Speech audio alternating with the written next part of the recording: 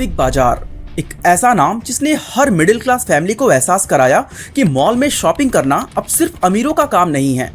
ये एक ऐसा मॉल था जहां शॉपिंग नहीं बल्कि मेला लगता था।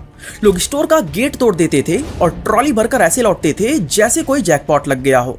इतनी ज्यादा भीड़ कि सबसे सस्ता दिन पर भीड़ को संभालने के लिए पुलिस तक बुलानी पड़ती थी।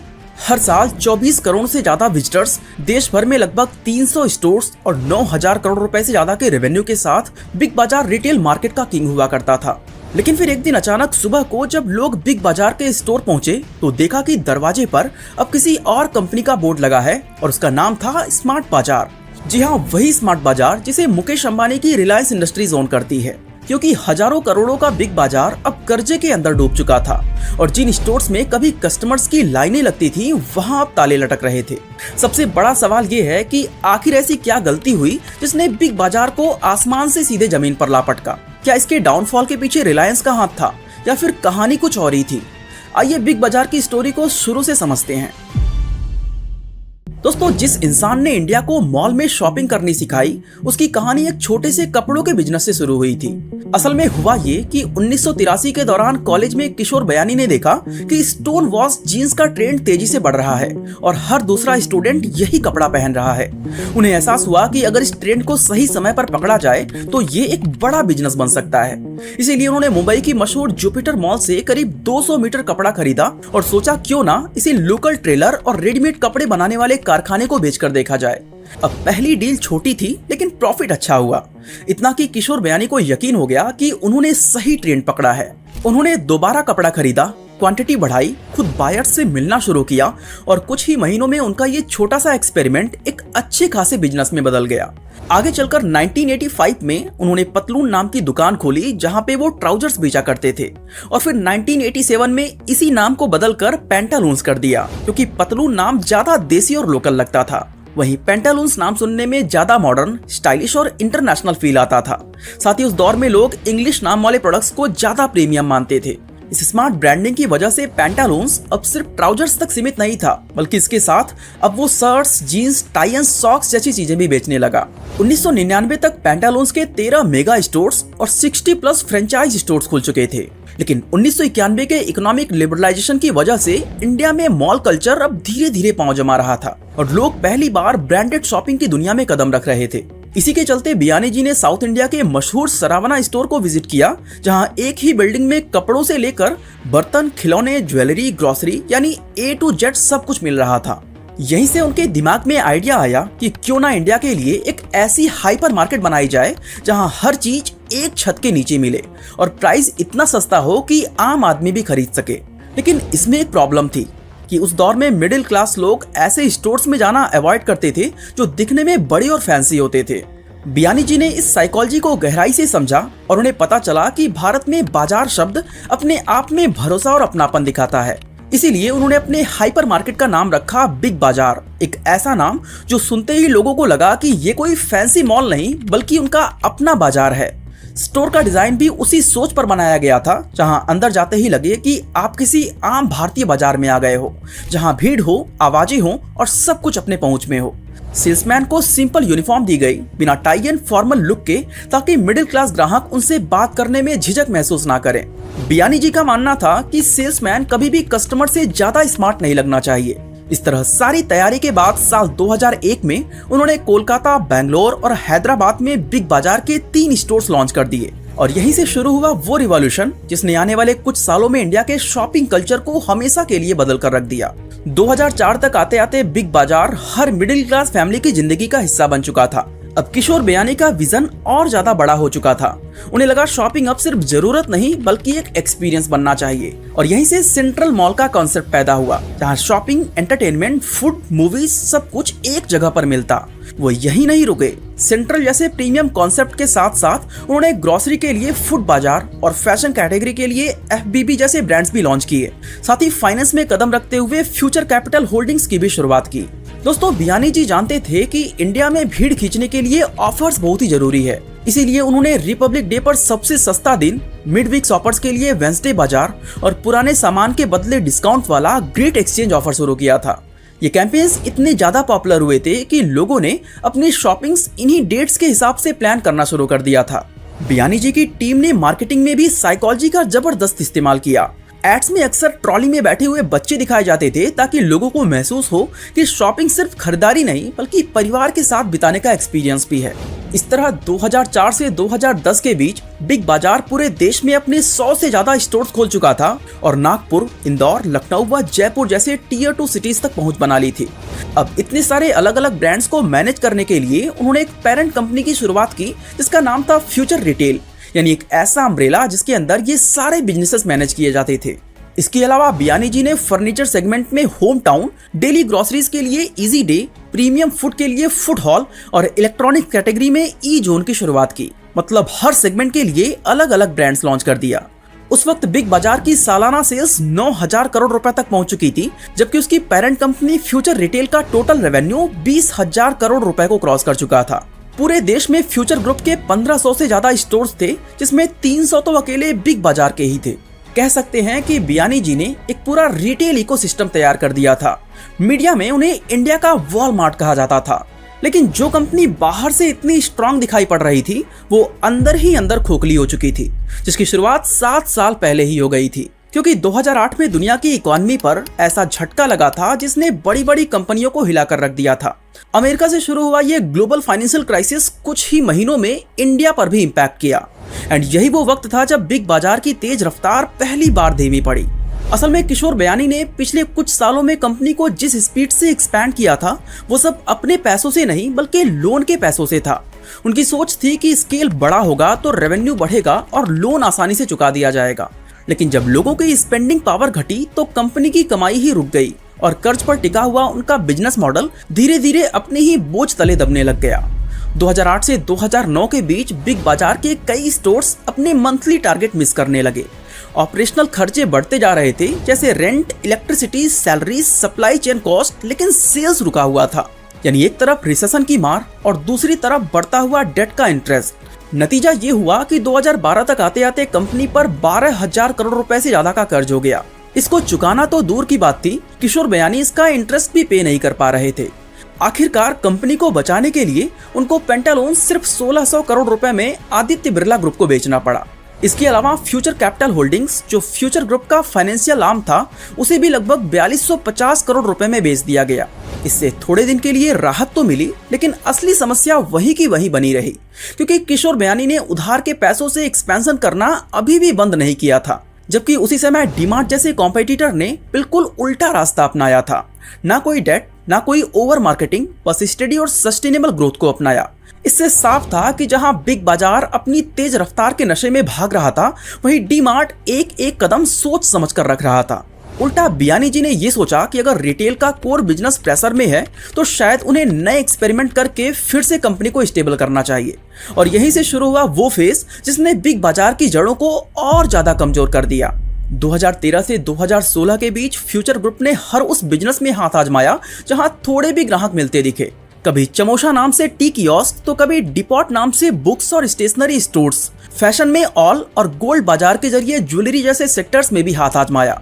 इसके अलावा 2015 में फ्यूचर ग्रुप ने भारतीय रिटेल की ग्रोसरी स्टोर चैन इजी डे को खरीदकर उसके 200 से ज्यादा स्टोर्स को अपने ग्रुप का हिस्सा बना लिया। फ्यूचर ग्रुप का मकसद था कि जैसे बिग बाजार ने बड़े शहरों की शॉपिंग बदली, वैसे ही इजी डे छोटे शहर और गांव कस्बों की डेली शॉपिंग को बदलेगा। दरअसल किशोर बयानी जी भारत के किराना स्टोर्स को इजी डे से रिप्लेस करना चाहते थे।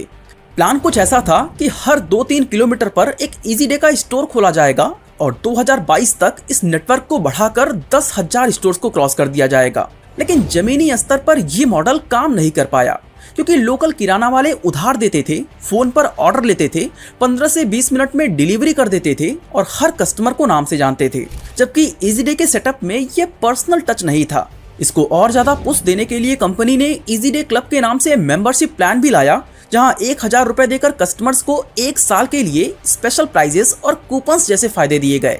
लेकिन इसके बावजूद लोगों को कोई खास बचत महसूस नहीं हुई, क्योंकि डिस्काउंट सिर्फ 10% का था, जो लोकल किराना वाले भी दे देते थे। यही वजह थी कि यह बिजनेस कभी प्रॉफिटेबल नहीं हो पाया और धीरे धीरे इसे भी बंद कर दिया गया। सिर्फ यही नहीं, उस दौरान फ्यूचर ग्रुप ने अपने प्राइवेट लेबल्स पर भी जोर देना शुरू कर दिया था। सीधे शब्दों में कहें तो प्राइवेट लेबल का मतलब होता है ऐसे प्रोडक्ट्स जो किसी दूसरी कंपनी के नहीं बल्कि दुकान के अपने नाम से बेचे जाते हैं। आइडिया ये होता है कि जब रिटेलर खुद का ब्रांड बनाता है तो बीच के सप्लायर और एडवर्टाइजर हट जाते हैं, जिससे प्रॉफिट मार्जिन बढ़ जाता है। स्ट्रैटेजी ये थी कि कस्टमर जब रोज का सामान खरीदेगा तो वो HUL, ITC या नेस्ले की जगह फ्यूचर ग्रुप का सामान उठाएगा, क्योंकि इनकी कीमत उनके कंपेयर में कम रखी गई थी। लेकिन एक्चुअल प्रॉब्लम थी क्वालिटी और कंसिस्टेंसी की। कुछ आइटम्स अच्छे निकले, कुछ एवरेज थे और कुछ बार बार क्वालिटी कंप्लेंट्स में फंसते रहे। नतीजा ये हुआ कि रिपीट कस्टमर्स नहीं बन पाए और प्राइवेट लेबल भी पूरी तरह फेल हो गया। ये वो वक्त था जब किशोर बयानी हर फ्रंट पर लड़ रहे थे, कहीं ग्रोसरी, कहीं फैशन, कहीं फाइनेंस, लेकिन कोई भी बिजनेस प्रॉफिट नहीं दे रहा था। अभी ये कंपनी इन सभी प्रॉब्लम से बाहर निकलने की कोशिश कर ही रही थी कि तभी इंडियन मार्केट तेजी से बदलने लगी। दरअसल 2016 में जियो के आने के बाद इंडिया का रिटेल सीन इतनी तेजी से बदला कि हर चीज का फ्यूचर ऑनलाइन होने लगा। लोग घर बैठे मोबाइल पर ऑर्डर करने लगे और फ्लिपकार्ट व अमेजन जैसी कंपनियां बहुत ही तेजी से एक्सपैंड करने लगी। लेकिन किशोर बयानी जी को लगता था कि इंडिया जैसे देश में लोग चीजें छूकर और देखकर ही खरीदेंगे। दरअसल 2017 में उन्होंने futurebazaar.com से एक ऑनलाइन शॉपिंग वेबसाइट शुरू की थी, पर उस समय इंडिया में इंटरनेट और ऑनलाइन पेमेंट्स दोनों ही बहुत पीछे थे, इसलिए कुछ ही सालों में ये प्रोजेक्ट बंद करना पड़ा। इस खराब एक्सपीरियंस की वजह से बयानी जी को लगा कि इंडिया में हमेशा टच एंड फील वाला मॉडल ही काम करेगा, इसीलिए उन्होंने पूरा फोकस सिर्फ ऑफलाइन स्टोर्स पर रखा।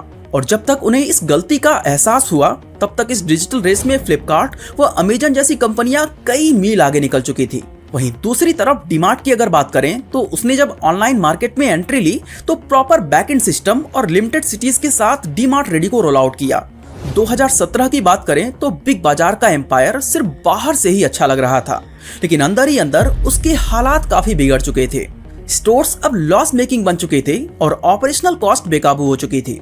उस वक्त फ्यूचर रिटेल हर साल करीब 1500 करोड़ रुपए सिर्फ रेंट में खर्च कर रहा था, जो उसकी टोटल सेल्स का लगभग 7 से 8% हिस्सा खा जाता था। ये रिटेल इंडस्ट्री के लिए बहुत बड़ा नंबर है, खासकर तब जब डीमार्ट जैसे कॉम्पिटिटर्स अपनी प्रॉपर्टीज खुद खरीदते थे और रेंट उनके सेल्स का सिर्फ 0.2% शेयर होता था। और ऊपर से बिग बाजार के ज्यादातर स्टोर्स बड़े बड़े मॉल्स में खोले गए थे, जो बहुत ही महंगा साबित हो रहा था, क्योंकि मॉल्स में विजिबिलिटी तो मिलती है, लेकिन रेंट, कॉमन एरिया मेंटेनेंस और यूटिलिटीज की कॉस्ट भी डबल होती है। बहुत से मॉल्स में कस्टमर्स तो आते थे पर कन्वर्जन रेट कम रहता था, मतलब भीड़ तो थी पर सेल नहीं। इस मिसमैच ने प्रॉफिटेबिलिटी को और ज्यादा कमजोर कर दिया। जबकि डीमार्ट को अगर हम देखें तो उसने अपने स्टोर्स ऐसे जगह पर खोले जहां भीड़ तो होती थी पर प्रॉपर्टी का रेट सस्ता था। इसके अलावा बिग बाजार का इन्वेंट्री टर्नओवर रेशियो भी सिर्फ 4x था, यानी उसका सामान साल में बस 4 बार ही पूरी तरह घूम पाता था और कई बार तो स्टॉक महीनों तक सेल पर पड़ा रहता था। इससे वो प्रोडक्ट्स पुराने हो जाते थे और फिर उन्हें निकालने के लिए डिस्काउंट या क्लियरेंस सेल करनी पड़ती थी, जिससे प्रॉफिट मार्जिन और ज्यादा कम हो जाता था। वहीं दूसरी तरफ डीमार्ट का रेशियो था 16x का, मतलब हर 20 से 25 दिन में सेल्फ्स पूरी तरह फ्रेश स्टॉक से भर जाते थे और यही फर्क दोनों की कमाई में भी साफ साफ दिखाई दे रहा था।